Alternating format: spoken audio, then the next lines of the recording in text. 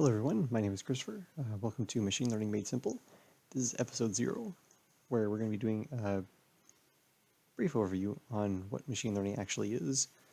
More videos are coming, which we will discuss actual algorithms, both from a low-level mathematical standpoint on how they actually work, as well as a more practical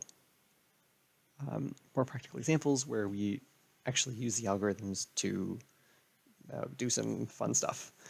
So let's get started. So the big question is, what is machine learning?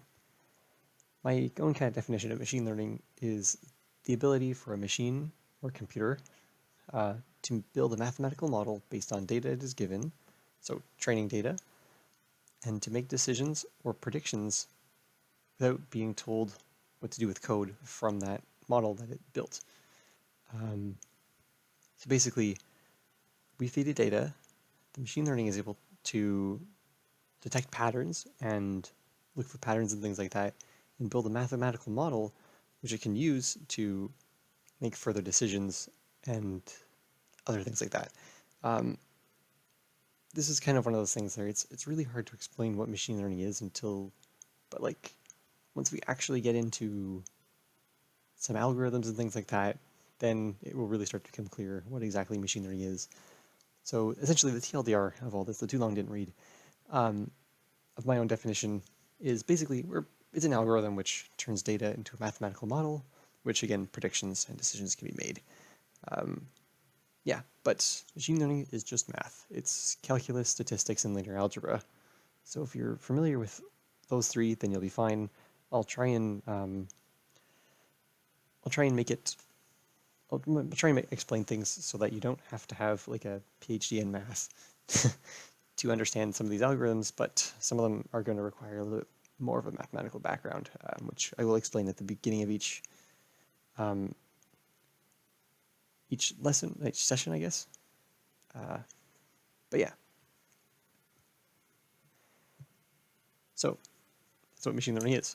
So the next question is, what is machine learning not? Now, I do apologize. The next image I'm about to show may be triggering for certain viewers.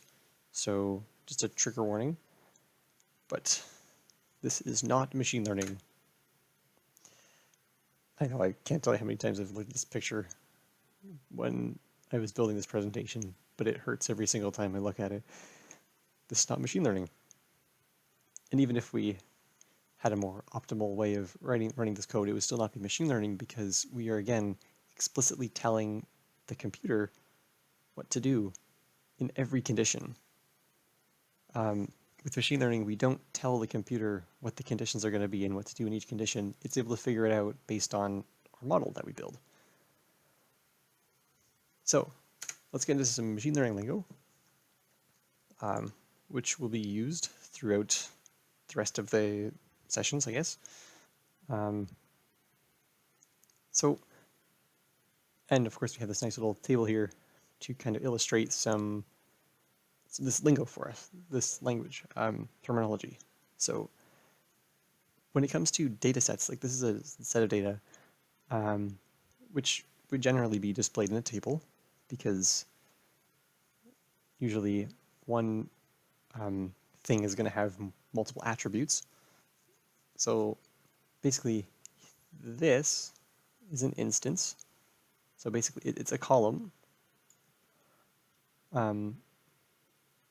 So this is our programmer column of maybe some kind of employees database or something like that. I didn't include names because I'm not good at coming up with names. This is our tester instance, or instance 4, or whatever you want to call it. This is an instance. And this, our column, is what we call a feature. So we can say that 45 is the age feature of programmer, or $250,000 is the salary feature of the data scientists. No joke. Experienced data scientists can make up to $250,000 a year. It is the career to be in.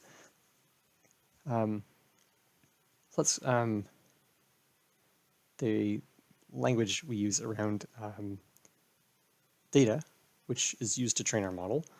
And next, this is not the proper notation for a parametric function, but I didn't think that lambda calculus statements would be appropriate for this kind of presentation. So I went with this more easier to visualize. Basically, we can plug in values just like a regular Python function. So we can, if we were to say def f m x b real quick, and then return m times x likes to be an asterisk plus b. This is essentially what this is. Basically, these are parameters m, x, b. This is our output, so the terminology we're using here.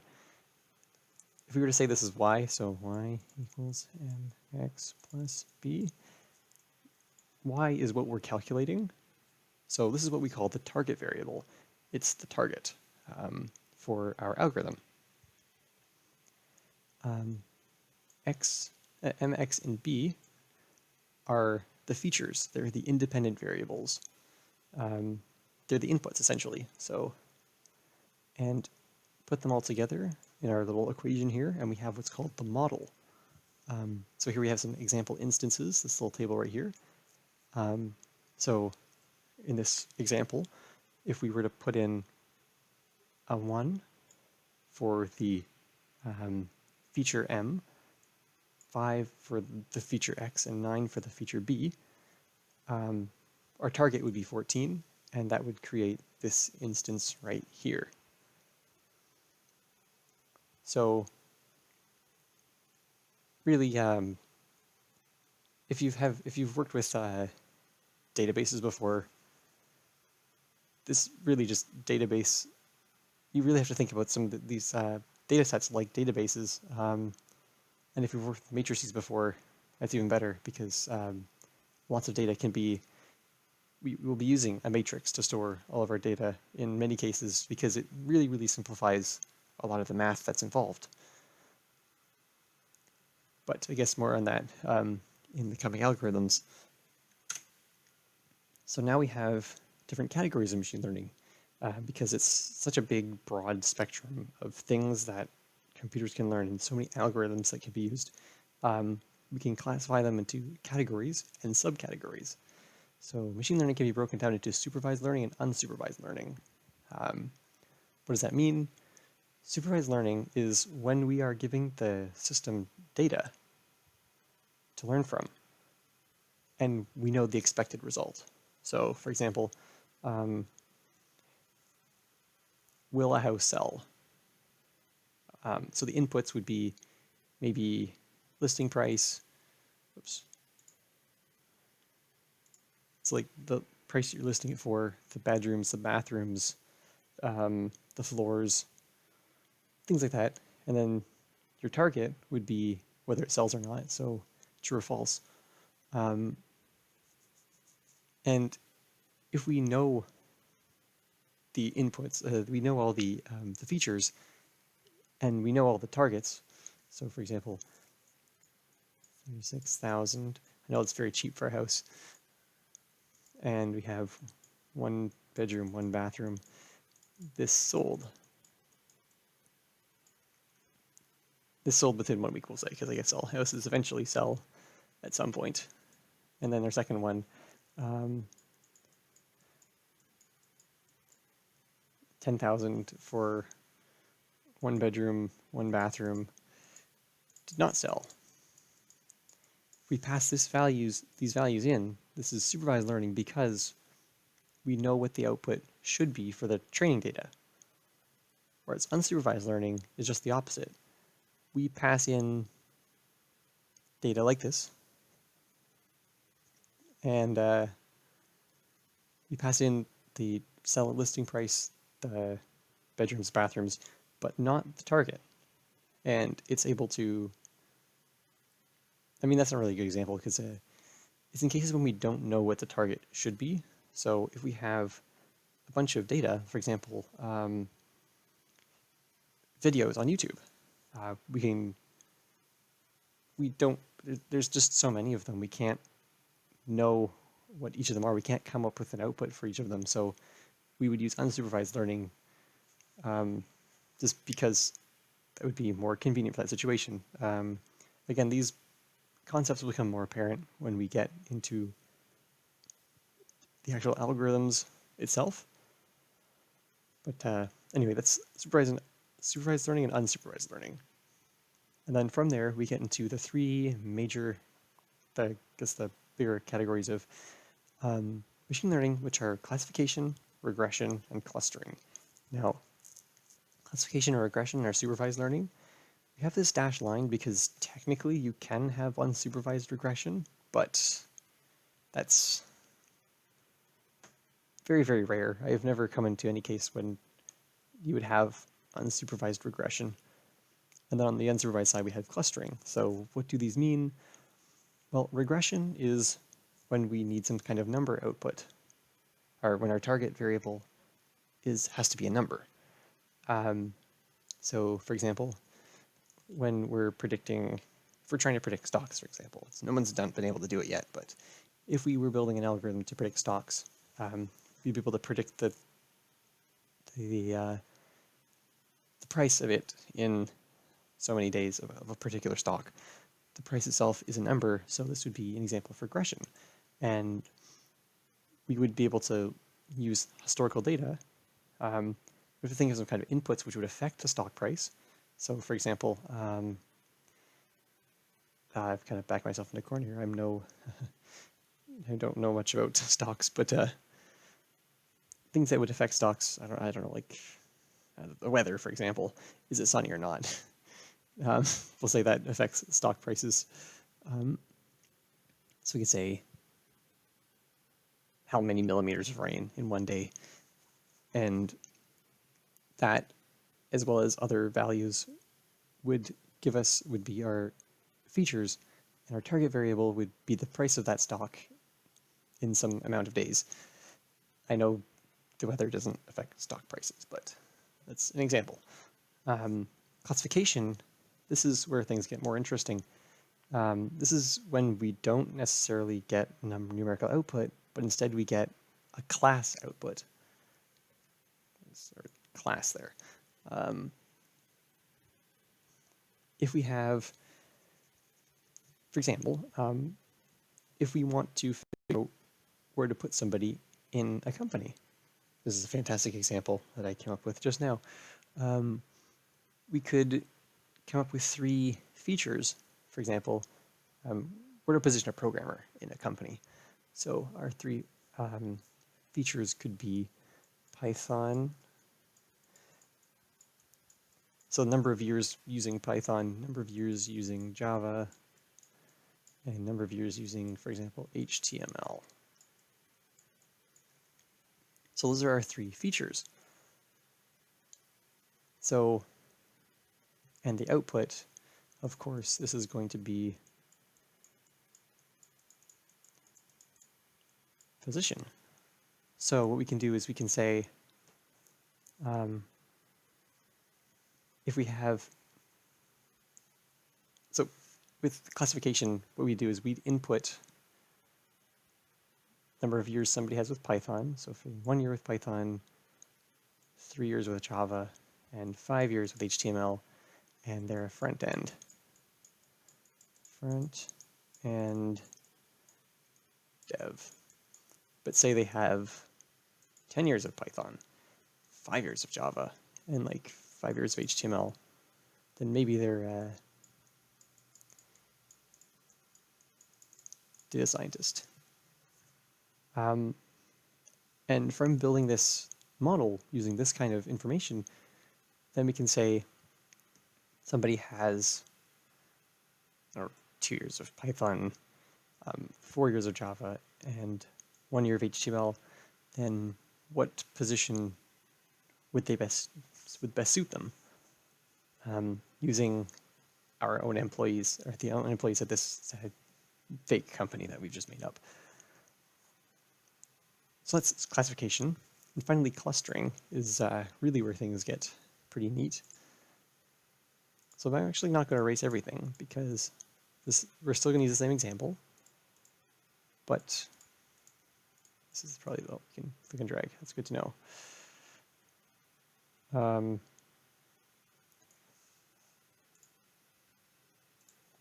So we have, what clustering is going to do is it's going to say, we have this data. Now, how can we split these developers up into like clusters? So it can say cluster A. So we can say like, yeah, we want 3 clusters. So cluster B, AB, cluster C, we want 3 clusters. It'll cluster the developers that we have into these clusters, I guess, automatically. Like it'll say, okay, you belong in A, you belong in B, you also belong in A, and it can group them with no real, it doesn't care what the classes are. It doesn't tell us what the classes, it thinks the classes should be, but it kind of thinks that these are similar enough to be considered in one class if we were to divide this data up into a few classes. So that's really what machine learning is. Again, it's really one of those topics that's hard to explain what exactly machine learning is without getting into some of the details of machine learning itself. And once we start getting the algorithms, a lot of this stuff will probably make more sense. But yeah, so moving along to our last thing, I'd like to talk about a couple other things. So first, the machine learning lifecycle. Yeah, there's 3 components to the 3 major components to the lifecycle of machine learning algorithm. We have tweaking, training, and testing. So tweaking is we tweak our parameters when we're building our model with all of our features and instances and things like that. Not all algorithms require tweaking, but this is just something we do at the beginning just to make sure that the algorithm can best suit the data as much as possible. Because really what we're doing is we're matching the algorithm to the data. Because, of course, we can't change data. Otherwise, we'd be skewing it, and that's not very ethical. So we tweak the inputs, not the data, but the inputs of actually generating the model itself. So for example, if we go back here to our clustering, tweaking would be how many clusters do we make? Yeah. So you sit there and you tweak that until you get results that look good. And once you have that, then you can move on to training, which is when you actually send all the data through the model and let it build the mathematical model, which it will then use to make its decisions or predictions. And finally, testing it, just throwing some numbers in, making sure it looks reasonable. Now, when we're working with supervised learning models, there is the 70-30 rule. I'll write that here, 70-30 rule. It's very important. Basically, what the 70-30 rule is we will only ever train our model with 70% of our data in a supervised learning system. 70%, that sounds a little bit weird. Why not put in all the data? And the reason for that is because we reserve 30% for once the model's been trained to test our data, because we already know the output.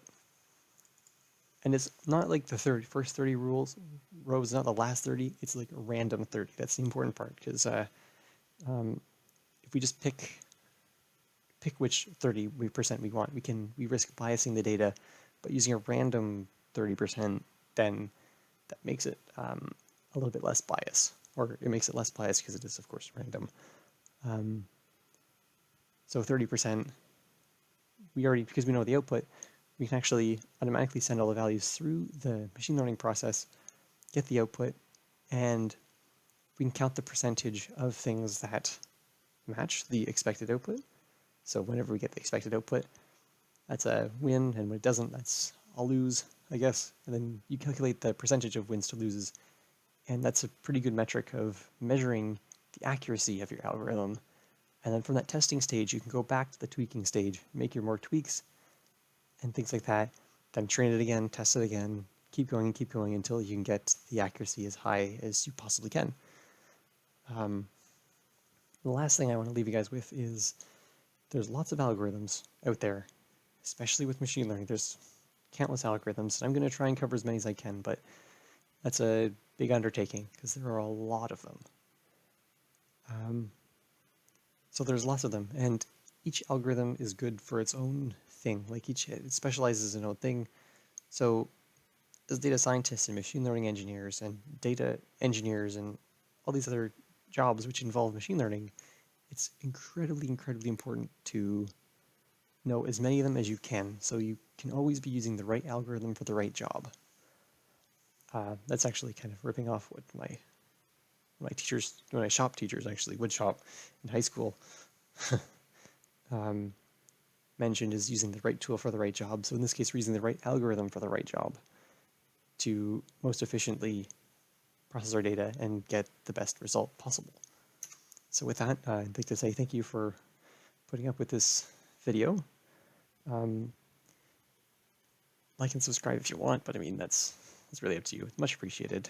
And really the biggest thing I could ask is tell your friends, please. I'd like to try and get more than like 2 views per video, one of them being my mom. So thank you, and have a nice day.